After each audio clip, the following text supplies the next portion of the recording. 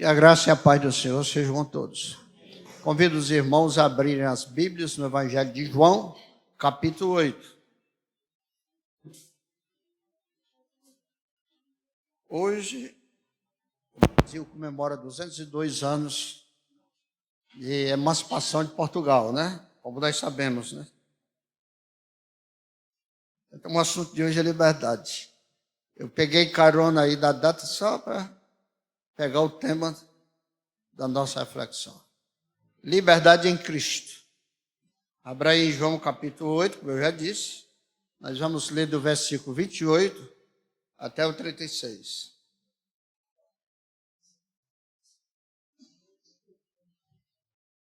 Amém? Diz assim o texto da palavra de Deus. Vou ler o texto todinho, depois nós falaremos da palavra.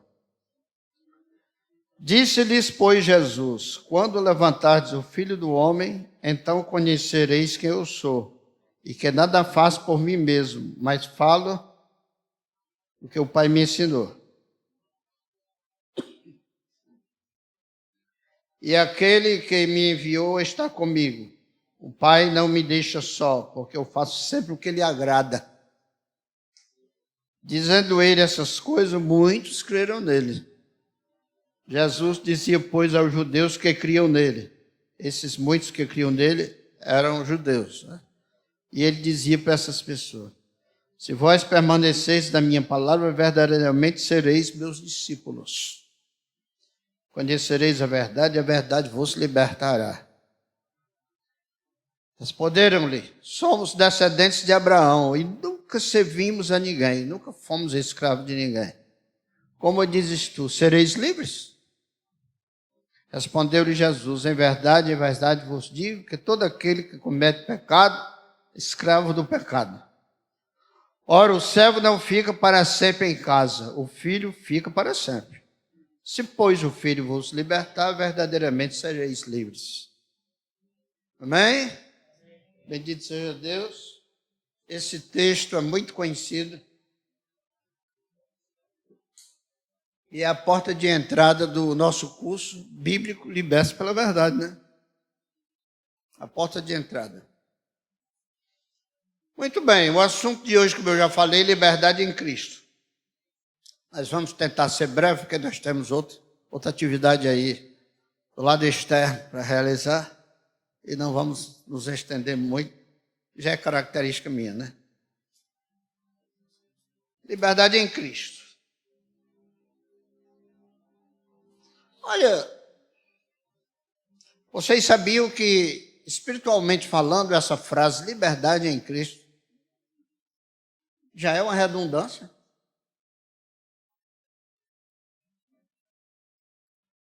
Porque só a liberdade se for em Cristo. Espiritualmente falando, só há liberdade em Cristo. Sem Cristo não há liberdade, porque Ele é o libertador. Por isso que nós cantamos aquele segundo hino, livre estou. Quem está em Cristo é livre, é liberto. Se alguém não é livre, não é liberto, é porque não está em Cristo. E nós vamos ver alguns passos que vão aprofundar esse assunto. Nós já nascemos escravos, né? Do pecado. Livre em Cristo significa resgatado do cativeiro do pecado. Aquele que nós já nascemos com ele. Poderíamos até dizer, isso é um assunto evangelístico. Nós precisamos de ser re-evangelizados todos os dias. Já nascemos escravos do pecado, mas em Cristo somos livres, somos libertos. E nós somos escravos de tudo aquilo que nos domina. Vamos ver, nós vimos nesse texto. E vamos rever. O versículo 34 que diz isso, né? Todo aquele que comete pecado é escravo do pecado. E a gente é escravo de tudo aquilo que domina. Escravo é tipo um vício. Você é escravo, espiritualmente falando. O que caracteriza um vício é a pessoa ser dominada por alguma coisa, né? Primeiro, nós temos também que entender o que é liberdade. Liberdade não é poder fazer tudo que se deseja. Quem pensa, o que é liberdade? Liberdade é fazer tudo que se deseja. Quem não faz tudo o que deseja não tem liberdade. Está enganado. E não estamos falando também da liberdade no sentido da lei, no sentido legal, no sentido penal, habeas corpus, né, do latim, o direito de ir e vir, físico, de ir e vir. Nós temos um habeas corpus espiritual. Sabia que nós temos? O direito de ir e vir, mas livre. Está lá em João 10. João 10. As minhas ovelhas têm o direito de entrar e sair do curral. Entrar e sair. Uma vez até uma pessoa perguntou, isso é o direito de dar uma voltinha fora, se desviar um pouco, depois voltar? Não. É que tem o direito de ir e vir. É livre. Liberdade não é poder fazer tudo o que se deseja, como eu já disse, mas o que de fato e de verdade nos faz bem. Liberdade é isso.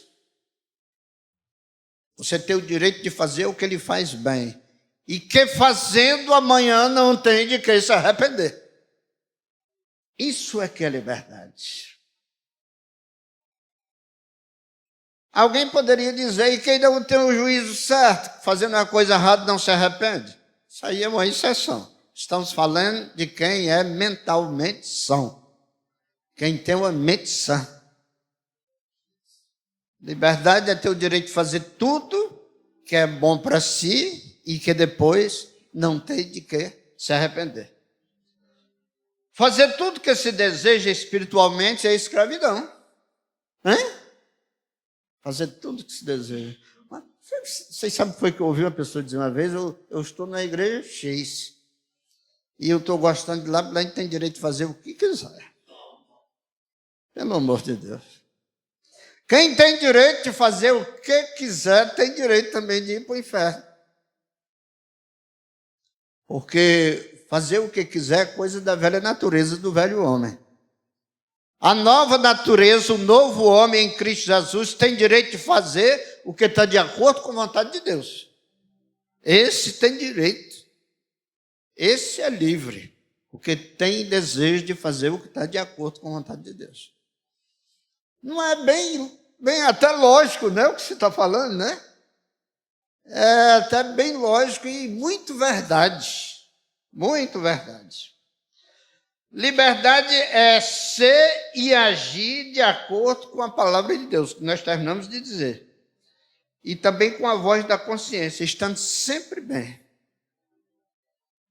Quem conhece a palavra de Deus e não se deixa dirigir por ela, não consegue se dirigir por ela, não vive bem com a consciência, se é mentalmente são.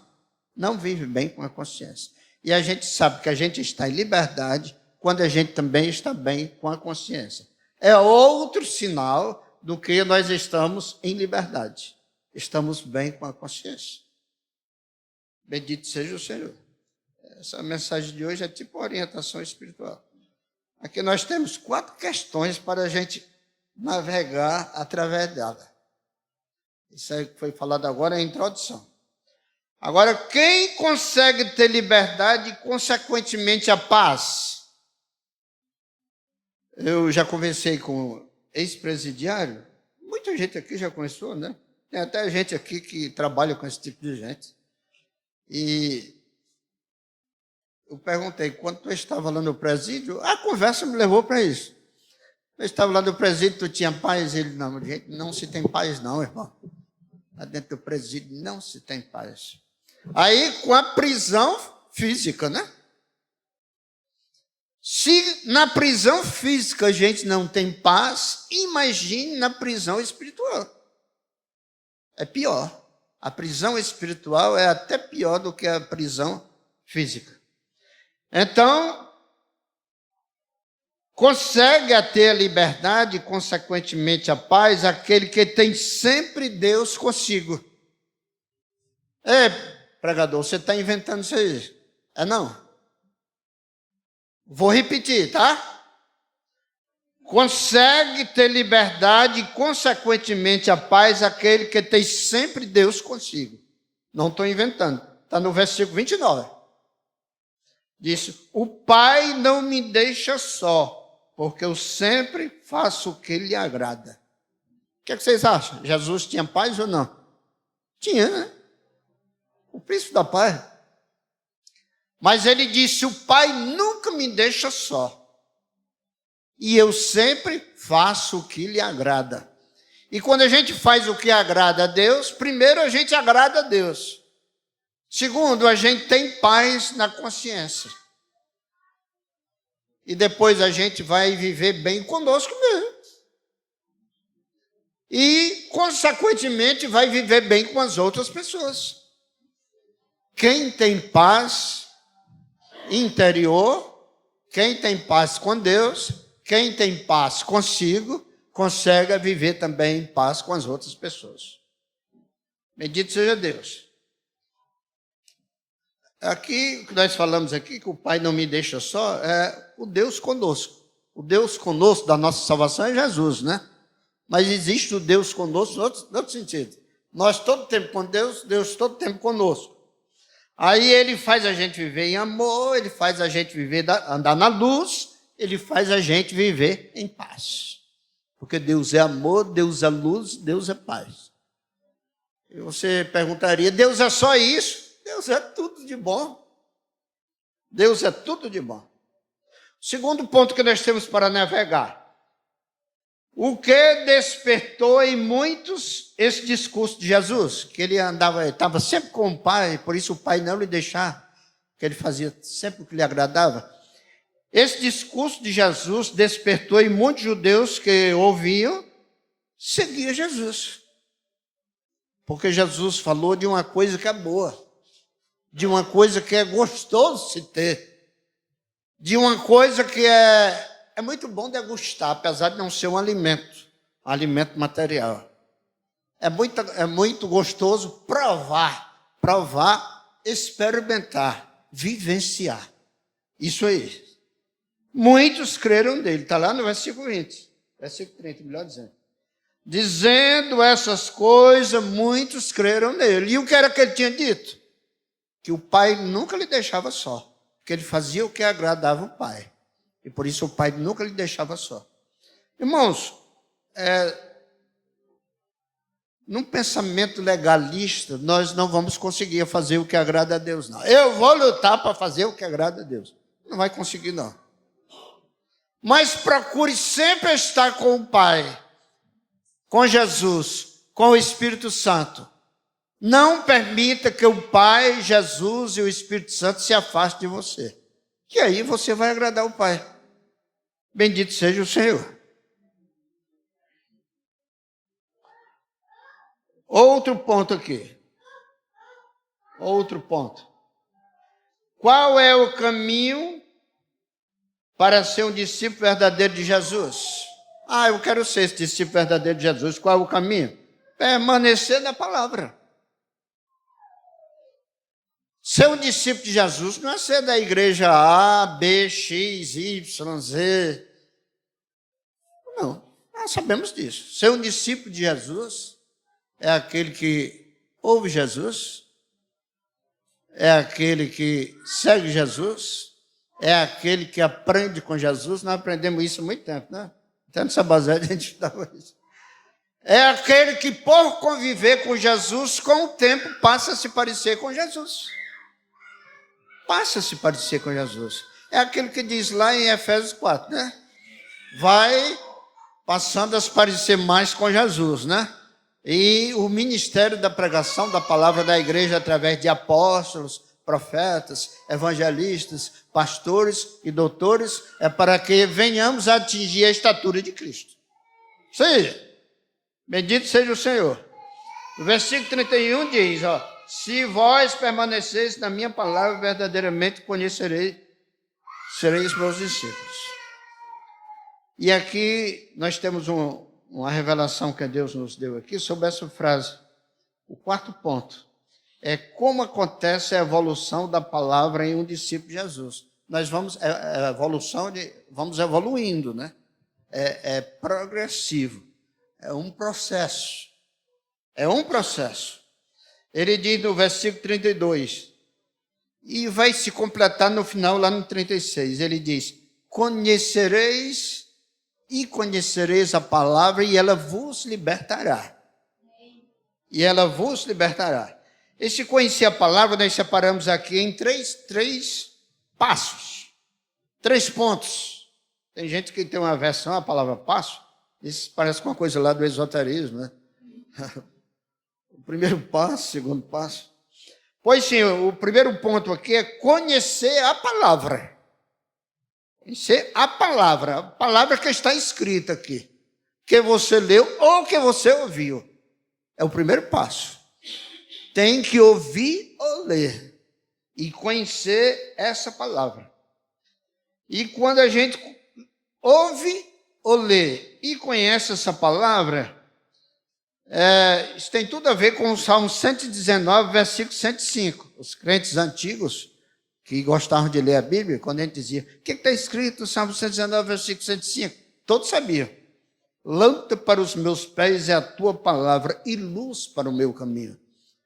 Quando a gente passa a conhecer a palavra lida, a palavra escrita, lida ou ouvida, essa palavra passa a ser lâmpada para os nossos pés, a nossa caminhada, a nossa conduta, o nosso dia a dia, o nosso viver, a nossa ação. E passa a ser luz para o nosso caminho. Essa palavra faz a gente enxergar até os buracos que tem no caminho. Certo? Nos aconselha para a vida e nos mostra os perigos. Ou seja, nos mostra o que fazer e o que deixar de fazer. Então, conhecereis a palavra. O primeiro aspecto de conhecer a palavra é esse. Depois vem o conhecer a palavra. Dentro do processo de conhecer a palavra, tem o conhecer a nós mesmos. Quando a gente conhece a palavra e a gente se confronta com a palavra, a gente passa a conhecer as nossas trevas, se é que há, as nossas fragilidades, que sempre há, os nossos pecados, que muitas vezes há, sempre há, porque nós somos pecadores, né? E essa palavra conhecida, dentro do segundo passo, tem tudo a ver com 2 Coríntios, capítulo 13, versículo 5, que manda a gente examinar nós mesmos para ver se a gente está na fé. Isso é o se confrontar. Primeiro passo, conhecer a palavra. Segundo passo, se confrontar. E se examinar para ver se está na fé. Manda fazer prova, provai-vos a vós mesmos. Fazer prova em nós mesmos. A prova aqui, faça uma prova aí, para ver quantas questões você marca lá no gabarito, né? Quantas questões positivas da palavra que você conheceu em você, quantas questões negativas. Louve a Deus pelas positivas. Confesse a Deus as negativas e confie na graça e na misericórdia de Deus.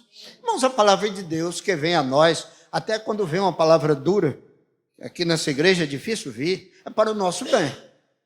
Para o nosso bem. Eu já vi gente dizer, com certeza vocês já ouviram também, eu não gosto de religião, porque a gente fica muito preso. Está vendo aí? Como quem não está na luz de Deus só enxerga as coisas, o contrário. A gente fica muito preso. Preso ele está quando está fazendo tudo o que quer. Quando a gente passa a ser um escravo do Senhor, como Maria disse, eis-me aqui, a escrava do Senhor. É uma escrava que é livre. Vocês já ouviram mensagem aqui sobre a escrava livre, né? Naquela ilustração, né? Então, nós devemos examinar nós mesmos para ver se nós estamos na fé, para ver se estamos dentro da palavra. Isso é outro aspecto de conhecer a palavra, é conhecendo a nós mesmos. E o terceiro aspecto, quando nós conhecemos a palavra lida ou ouvida, nós estamos conhecendo uma palavra que depois ela se torna gente, se tornou gente. Essa gente é Jesus. Até João, lá no capítulo 1, diz que no princípio ele era o verbo, só a palavra. A nossa experiência com a salvação e com o Salvador, primeiro é só a palavra. Depois a palavra se transforma em gente. Repito, essa gente é Jesus. Aí é onde ele chega no versículo 36. Se, pois, o Filho vos libertar, verdadeiramente sereis livres. Aí é quando você chega na palavra transformada em gente. Primeiro passo, conhecer a palavra escrita, lida ou ouvida. Segundo passo, conhecendo a nós mesmos. E o terceiro passo, conhecendo o Jesus em pessoas. A gente acha estranho dizendo o Jesus, né? A gente fala o José, o Antônio, mas isso é o Jesus. Conhecendo Jesus, né? Em pessoa. Nós precisamos dessa experiência pessoal com Jesus. Além da palavra escrita, lida ou ouvida. Nós precisamos chegar a esse ponto. Nós atingimos o ápice, o ponto mais alto dessa experiência. Quando a gente passa a conhecer Jesus em pessoa. Não, mas isso é impossível. Ele está lá no céu. Ele não está só lá no céu, não. Tanto Jesus como o Pai, como o Espírito Santo estão no céu, na terra e em toda parte. Ele disse, eu estarei convosco todos os dias. Nós podemos provar, podemos passar por essa experiência de conhecer Jesus em pessoa, sem vê-lo. É através da fé. Através da fé. Jesus está aqui. Eu conheci um homem que tinha gente que dizia que ele era doido. Louco, né? Mas ele não era, não. Ele, às vezes, estava orando, sentado assim numa cadeira na igreja, em qualquer canto, aí chegava o ponto da oração, que ele fazia desse jeito, ó. Sempre fazia isso. Uma vez alguém perguntou a ele, o que é que tu faz, rapaz? Para que tu faz isso na hora da oração? É esse gesto de abraçar, né? Para quem não está me vendo, mas só ouvindo, né? Ou vai só ouvir. Esse gesto de abraçar. Era quando ele, na oração, chegava ao ponto que ele sentia a presença de Jesus. Aí dava um abraço em Jesus. É muito gostoso abraçar Jesus. Porque Jesus nos abraçou, né? Você sabe quando foi que Jesus deu o maior abraço em você? Quem sabe até vai responder aqui? Quando ele estava lá na cruz. Quando ele não podia fazer assim com os braços para lhe abraçar, foi quando ele deu o maior abraço em você. E segurou. E disse, esse é meu. Esse é meu porque eu paguei por ele. Bendito seja o Senhor. Então isso aqui é liberdade em Cristo. Amém? Liberdade em Cristo, eu posso fazer o que quiser. Nós somos salvos por lei, nós somos salvos pela graça. São um bando de molecos que dizem isso. Um bando de desinformados. Nós não somos salvos por lei mesmo, não. A lei é só um espelho. A gente só vê que está com a cara suja se olhar no espelho. A lei é um espelho. Nós somos salvos por Jesus. Mas quando nós somos salvos por Jesus, aí nos tornamos novas criaturas. Agora, lei para nós é café pequeno, porque a gente obedece à lei naturalmente, espontaneamente. Agora uma pergunta final, nós temos buscado essa liberdade em Cristo Jesus? Você tem buscado? Ou você se conforma em ser um mero religioso, um mero membro de uma igreja local, de uma denominação, de um credo, de uma confissão de fé? Você se conforma só com isso? Busca a sua liberdade em Cristo Jesus. Sua liberdade em Cristo Jesus. Deus nos abençoe. Em nome de Jesus.